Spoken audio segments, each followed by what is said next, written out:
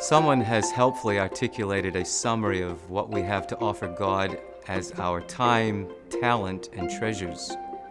For many retirees, these three gifts are more available than ever, and combined with their mature Christian faith, they find themselves perfect candidates to advance the mission of the church.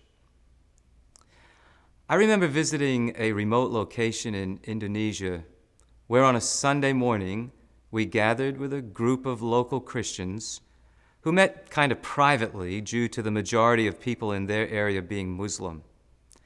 These people were considered one of the 129 unreached people groups in Indonesia.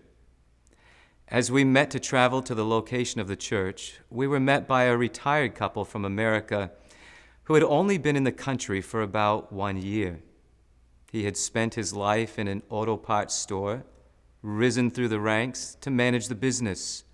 But upon retirement, he and his wife decided they would like to spend as many days as God would give them to live for Christ amongst those who had never heard the gospel.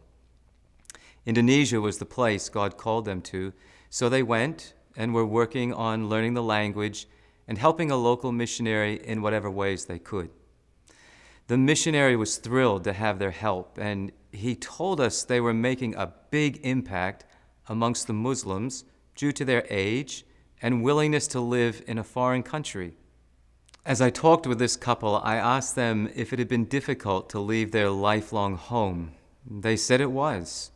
I asked them about their children and grandchildren, and they said it was hard to leave them behind, but they now had time to use for God that had never been theirs before. They had not retired rich, but had enough to support themselves in a country like Indonesia. They knew they were not professional missionaries, but the skills they had been using all their lives in church were more than adequate for what they were now doing. So their time, talents, and treasures were more available than ever, and combined with their mature Christian faith, they found themselves perfect candidates to advance the mission of the church. You can imagine my shock when I learned 2 years later that God had called this dear brother home to be with him.